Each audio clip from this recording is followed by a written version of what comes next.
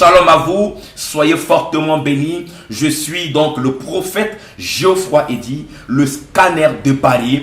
Bienvenue dans notre émission intitulée Parole de destinée, qui est une émission où nous prêchons le réma de Dieu afin de conduire une personne dans son miracle et dans sa destinée. Ce soir, que celui qui m'écoute soit attentif à la parole qui va sortir de ma bouche, car cette parole va créer dans sa vie, dans son atmosphère, une série de miracles afin que sa vie ne soit plus jamais la même.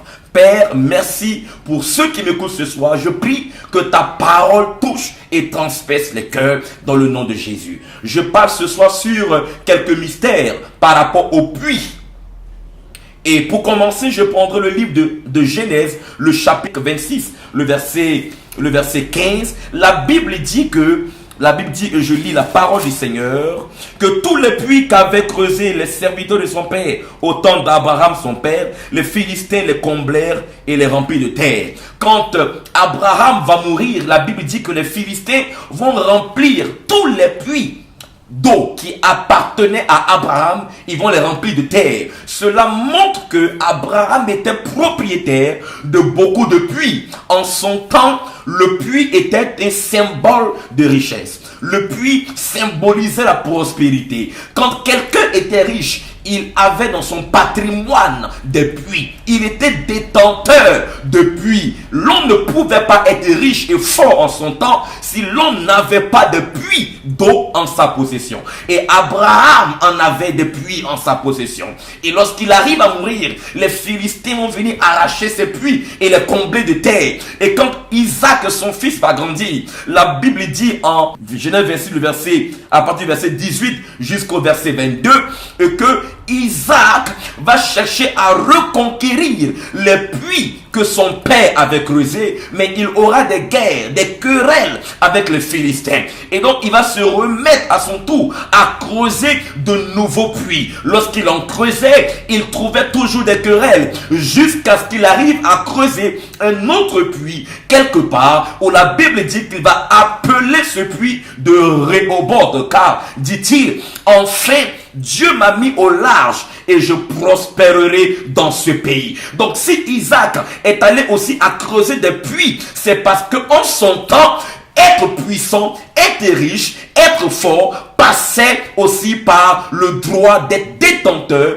de posséder des puits. Et la Bible dit que même au temps de Ismaël et de Agar, lorsqu'il va la chasser, elle va aller avec son fils Ismaël. Mais la Bible dit que dans le désert, Ismaël va commencer à pleurer parce que assoiffé. Et la mère aussi va commencer à pleurer parce que manquant d'eau. Dieu va ouvrir les yeux de Agar et Agar va voir au devant d'elle un puits d'eau qui servira à étancher leur soif. Pour poursuivre encore dans la révélation, la Bible dit en Genèse, le chapitre 29, que lorsque même Isaac va avoir un fils du nom de Jacob, et lorsque Jacob en son temps va arriver à rencontrer Rachel, qui sera l'une de ses épouses, la Bible dit qu'il va croiser Rachel à côté d'un puits. Donc Abraham était détenteur de puits, Isaac possédait des puits, et même le fils de Isaac, Jacob, va croiser sa femme à côté d'un puits. Et même en Genèse, le chapitre 25, verset 11, la Bible dit que même Isaac aussi habitait à côté d'un puits qu'on appelait l'Aïroa. Donc voici toute une lignée de personnes qui avaient fondé leur richesse sur le puits. Et la Bible dit que même la femme de Jacob, du nom de Rachel, que Jacob va croiser à côté d'un puits, va tomber enceinte. Lorsque Léa lui fera avoir beaucoup d'enfants, Rachel avait un problème pour concevoir. Lorsque Dieu va la visiter, la Bible dit que Rachel va tomber enceinte d'un enfant qu'elle va appeler Joseph. Joseph qui veut dire l'Éternel ajouta. Voici où maintenant je commence à prêcher. Et la Bible dit dans mon texte de base, dans le livre de Genèse, le chapitre 37, à partir du verset 24,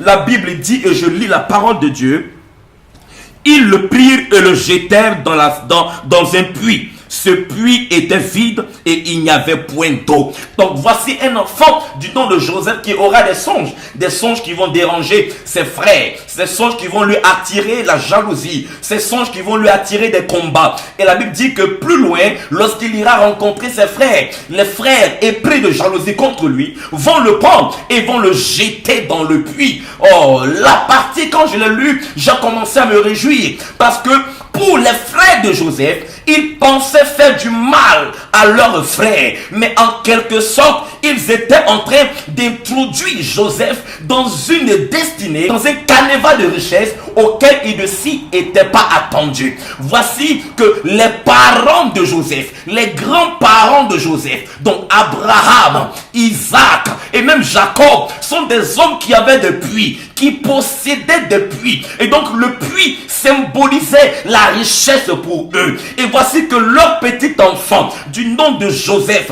va être jeté dans un puits. Ils pensaient lui faire du mal, mais ils ne savaient pas qu'ils étaient en train d'introduire Joseph dans la lignée de richesse. En quelque sorte, en le jetant dans le puits, ils étaient en train de dire ce que Abraham a été, la richesse qu'il a eue par les puits, la richesse que Isaac a eue par les puits, la richesse que Jacob a eue par les puits, et même la rencontre que Jacob a faite avec Rebecca au bord de puits. Nous sommes en train de t'introduire également dans cette même lignée de roi, de royauté et de richesse. Donc en quelque sorte, il le jetait dans un puits. Pour eux, il lui faisait du mal. Il le jetait dans le patrimoine de richesse. Il le jetait dans ce qui avait fait la richesse d'Abraham, la richesse d'Isaac, et même ce qui avait été le point de contact entre son père Jacob et sa mère Rachel. Donc Joseph est jeté dans le puits. Pour ses frères, ils lui font du mal, mais ils sont en train de respecter une instruction prophétique. Ils sont en train d'introduire Joseph dans une destinée de richesse, dans une destinée de grandeur. Il lui disait en le jetant dans le puits, tu seras comme Abraham a été. Tu seras propriétaire de puits. Tu deviendras riche. Tu deviendras fort. Tu deviendras puissant. Il n'y aura aucun homme plus fort que toi parmi nous tes frères. Car de nous tous, celui qui rentre dans la lignée des grands-parents, c'est toi. Car Abraham avait des puits, Isaac avait des puits, Jacob a rencontré ta mère au bord d'un puits, parce que le puits est pour toi un signal de grandeur. Va aussi dans le puits, car tu deviendras fort. Va aussi dans le puits, car tu seras puissant. Donc il le jetait, il déchirait sa tunique, il se moquait de lui, mais il ne savait pas que le puits dans lequel il venait de mettre Joseph était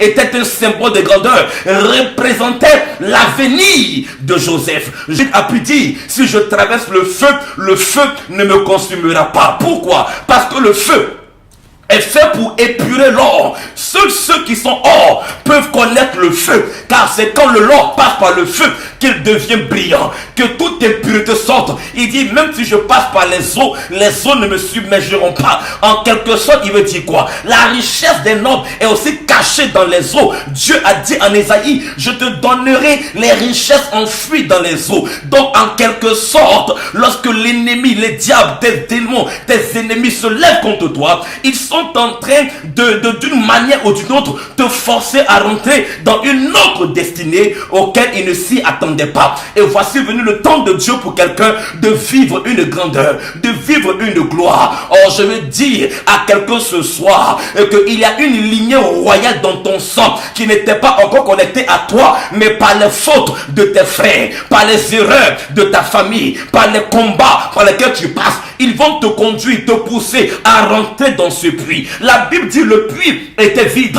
le puits n'avait pas d'eau. Or, la richesse n'était pas d'avoir qu'un puits, mais ton puits devait avoir de l'eau. Un puits qui n'avait pas d'eau était tout ce qui est symbole déjà préparé pour ta gloire, mais qui n'était pas encore activé par le ciel. Donc voici un puits dans lequel il n'y avait pas d'eau. En jetant Joseph, Joseph veut dire Dieu ajouta. Donc en jetant Joseph, ils étaient en train d'ajouter à ce puits de l'eau. En quelque sorte, Joseph était là de l'eau qui rentrait dans ce puits. Donc la lignée royale qui était déconnectée des enfants de Jacob, d'accord, s'est activée avec Joseph, car il signifie ajouter. Et lorsqu'il s'ajoute au puits, lorsqu'il rentre dans le puits, symboliquement, prophétiquement, il y a de l'eau sur le plan surnaturel qui est rentrée dans ce puits. La vie et l'étoile de Joseph s'est automatiquement activée. La grandeur s'est mise automatiquement sur son chemin parce que le temps était arrivé pour lui enfin de vivre ce que son père Jacob, ce que son grand-père Isaac, ce que son arrière-grand-père Abraham avait vécu. Je veux donc dire à quelqu'un ce soir que ton heure est arrivée et que par les erreurs que tes ennemis, ta famille te fait, ils te font entrer dans une destinée qui va changer ton histoire. Que Dieu te bénisse.